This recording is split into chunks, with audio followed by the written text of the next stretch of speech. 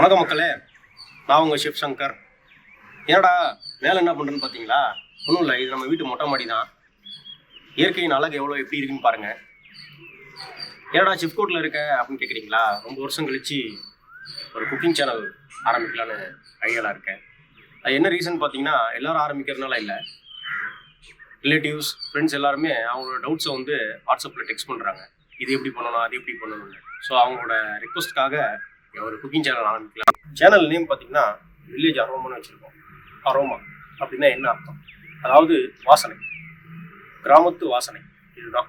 என்னடா வாசனை வச்சுருக்கீங்க அப்படின்னா, நம்ம வீட்டில் இந்த மசாலாஸ் எல்லாமே கடையில் எதுவும் வாங்குறது, நம்மளா வீட்டிலேயே தயாரிக்கணும். அந்த வாசனை 2 வீட்டு தள்ளி இருக்கிறவங்களுக்கும் வரணும்.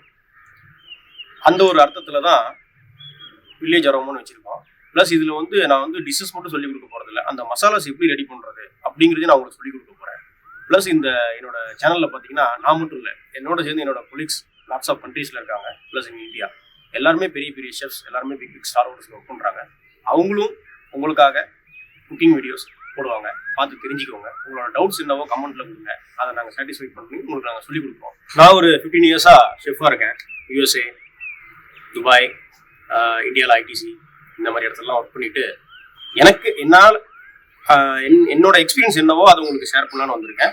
ஆல்சோ நிறைய புக்ஸை ரெஃபர் பண்ணி என்னால் என்ன பெஸ்ட்டு கொடுக்க முடியுமோ அதை நான் உங்களுக்கு கொடுக்குறேன். நான் மட்டும் குக் பண்ணாமல் இந்த வீடியோவை பார்த்து நீங்களும் குக்கிங் லேர்ன் பண்ணிக்கணுங்கிறது தான் என்னோட ஒரே கான்செப்ட். அண்டு இந்த வீடியோ ஸ்டார்டிங்கில் ஒரு ரெட் பனானா, அதாவது செவ்வாழை பழம்னு சொல்லக்கூடிய வாழைப்பழத்தை உட்காந்து சாப்பிட்டுட்டு இருக்கேன். ஏன்னா இவன் தின்னுட்டு இருக்கான்னு அப்படின்னு நினைக்காதீங்க. அது ஒன்றும் இல்லை, என்ன பண்ணேன்னு பார்த்தீங்கன்னா, ரெட் பனானா ஜஸ்ட்டு ஹனி தேனில் டிப் பண்ணி சாப்பிட்டேன். இது எதுக்கு சாப்பிட்றதுனா, இப்போ இந்தியாவில் சம்மர் சீசன், சவுத் பார்ட்டில் சம்மர் சீசனில் இந்த ரெட் பனானா நீங்கள் தேனில் டிப் பண்ணி சாப்பிட்டீங்கன்னா பாடி டீஹைட்ரேட் ஆகாது ஒன்று. அப்புறம் நல்லா ஒரு நோய் எதிர்ப்பு சக்தி கிடைக்கும். ஈவன் ஃபார் கிட்ஸ்லேருந்து பெரியவங்க வரைக்கும் கண்டிப்பாக இதை சாப்பிட்லாம். ரெட் பனானால அவ்வளோ ஒரு விட்டமின்ஸ் இருக்குது, ப்ளஸ் ஃபைபர் இருக்குது. கண்டிப்பாக அதை ட்ரை பண்ணுங்கள். இதை சாப்பிட்டீங்கன்னாவே போதும், உங்களுக்கு எந்த காய்ச்சல், சளி அந்த மாதிரி எந்த விஷயமும் வராது. பல்லுக்கு, உடம்புக்கு, பிளட்டு, ஹீமோகுளோபின் எல்லாமே ஸ்ட்ரென்த் உங்களுக்கு. ஸோ கண்டிப்பாக ட்ரை பண்ணுங்கள்.